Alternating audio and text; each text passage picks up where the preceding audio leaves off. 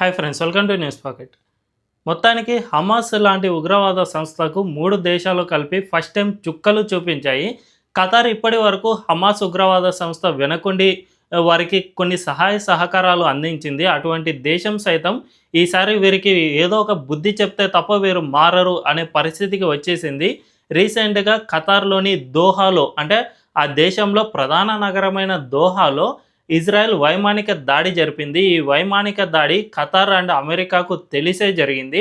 అయినా కూడా ఖతార్ చూసి చూడనట్లు వ్యవహరించింది. ఎందుకంటే ఈ హమాస్ ఉగ్రవాదులకు ఖచ్చితంగా ఒక సమాధానం చెప్పాల్సిందే, లేకపోతే వీరు మారరు అనే స్థితికి ఖతార్ సైతం వచ్చేసింది. దీనివల్లే ఈ వైమానిక దాడికి సైతం ఒప్పుకుంది అని తెలుస్తోంది. జనరల్గా ఈ దాడి జరిగిన వెంటనే ఖతార్ దీన్ని ఖండించింది. ఇటువంటి వైమానిక దాడులు అనేవి మేము అస్సలు ఒప్పుకోము, ఈ దాడులను ఖండిస్తున్నాము అని చెప్పినా కూడా నిజానికి ఇంటర్నల్గా ఆ దేశానికి సైతం ఈ దాడి జరుగుతుంది అని తెలిసే జరిగింది. మరి ఖతార్కు తెలిసినా కూడా హమాస్కి ఇప్పటి వరకు సపోర్ట్ చేసిన ఆ దేశం సైతం ఎందుకు వెనకడుగు వేస్తోంది? ఆ ఉగ్రవాద సంస్థ అధినేతలకు బుద్ధి చెప్పాలి అని ఖతార్ సైతం ఎందుకు భావిస్తోంది? ఈ పరిస్థితులకు దారితీసిన పరిణామాలేంటి అనే విషయాలను ఈ వీడియోలో తెలుసుకుందాం. అంతకంటే ముందు ఈ ఛానల్ని ఇప్పుడిప్పుడే స్టార్ట్ చేసాం, మాకు మీ సపోర్ట్ ఖచ్చితంగా కావాలి. ఈ ఛానల్ వెంటనే సబ్స్క్రైబ్ చేసుకోండి అండ్ బెల్ ఐకాన్ క్లిక్ చేయడం అస్సలు మర్చిపోవద్దు. ఇక డీటెయిల్స్లోకి వెళ్తే, రీసెంట్గా ఇజ్రాయెల్ ఖతార్పై వైమానిక దాడికి పాల్పడింది. మొత్తం 15 యుద్ధ విమానాలను తీసుకువెళ్ళి 10 బాంబులను ఒక బిల్డింగ్పై జారవిడ్చింది. ఆ బిల్డింగ్లో ఖతార్ అధికారులతో పాటు హమాస్ అగ్రనేతలు సైతం ఉన్నారు. వీరిద్దరి మధ్య సీజ్ ఫైర్కు సంబంధించిన చర్చలు జరుగుతూ ఉన్నాయి. ఇప్పుడు ఇజ్రాయెల్ అండ్ గాజా మధ్య యుద్ధం జరుగుతుంది కదా, ఈ యుద్ధంలో ఏదో ఒకటి ఒప్పుకొని సీజ్ ఫైర్కు వచ్చేసేయండి, ఇక ఎన్ని రోజులని ఈ యుద్ధాన్ని కొనసాగిస్తారు అనే విధంగా ఖతార్ అధికారులు ఆ హమాస్ అగ్రనేతలతో చర్చలు జరుపుతూ ఉన్నారు.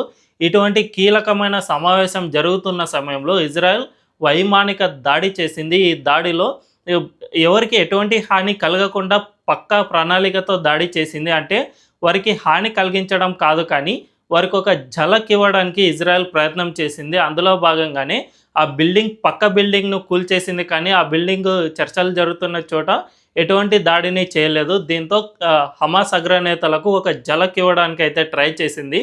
అయితే ఇందుకు సంబంధించిన కీలక ఇన్ఫర్మేషన్, ఇజ్రాయెల్ ఈ విధంగా వైమానిక దాడులు చేస్తుందన్న ఇన్ఫర్మేషన్ అమెరికాకు ముందే చెప్పేసింది. మేము పలానా డేట్లో పలానా చోట ఖచ్చితంగా వైమానిక దాడులు చేస్తున్నామని ఇజ్రాయెల్ అమెరికాకు ముందే సమాచారం ఇచ్చింది. అమెరికా సైతం ఖతార్కు ముందే చెప్పేసింది, ఈ విధంగా మీపై వైమానిక దాడులు చేయబోతుంది ఇజ్రాయెల్ అని ఖతార్కు సైతం చెప్పింది. కానీ ఆ దేశం అస్సలు దీన్ని పట్టించుకోలేదు. అయితే కానీ పోతే పోని అన్నట్టుగా వారికి ఇటువంటి ఝలక్ ఇవ్వాల్సిందే అని ఖతార్ సైతం భావించినట్లుంది. అందుకే ఈ వైమానిక దాడికి చూసి చూడనట్లు వ్యవహరించినట్లు సమాచారం. ఎందుకంటే జనరల్గా ఎక్కడైనా వైమానిక దాడి జరిగితే ఖచ్చితంగా ఆయా దేశాలకు తెలిసిపోతుంది ముందుగానే.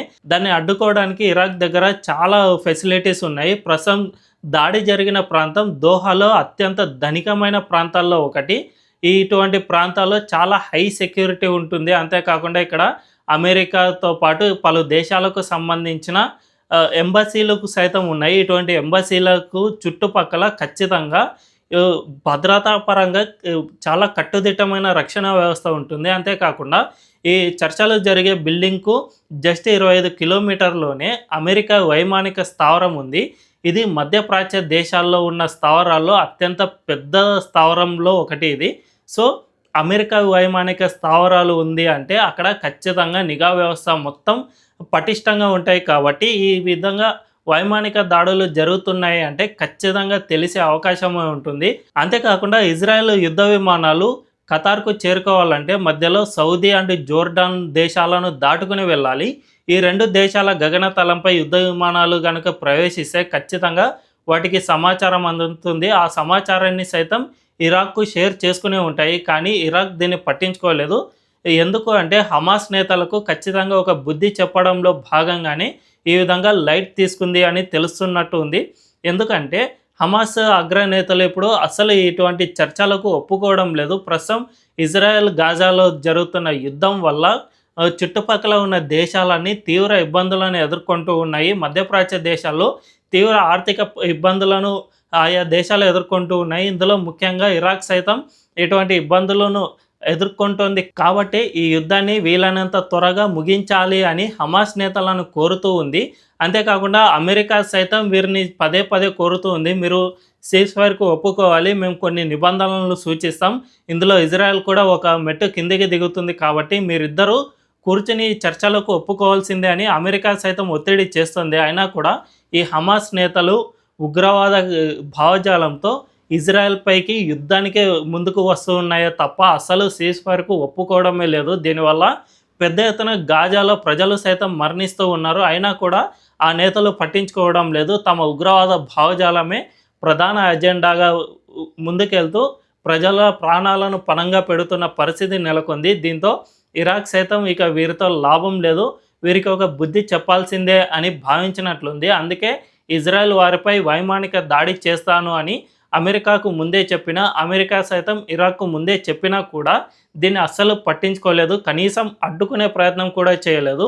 దీన్ని బట్టి చూసుకుంటే హమాస్ నేతలకు ఇప్పటి వరకు ఉన్న ఒకే ఒక్క తోడు అయిన ఇరాక్ సైతం వెనక్కి తగ్గినట్టే కనిపిస్తుంది. మరి ఇప్పటికైనా హమాస్ నేతలు వెనక్కి తగ్గుతారా, లేక తనకున్న ఒక్కగానొక్క తోడైన ఇరాక్ను సైతం వదిలించుకుని ఒంటరై మొత్తానికి అంతం అవుతారా అనే విషయం తెలియాలంటే మరికొద్ది రోజులు వెయిట్ చేయాల్సిందే.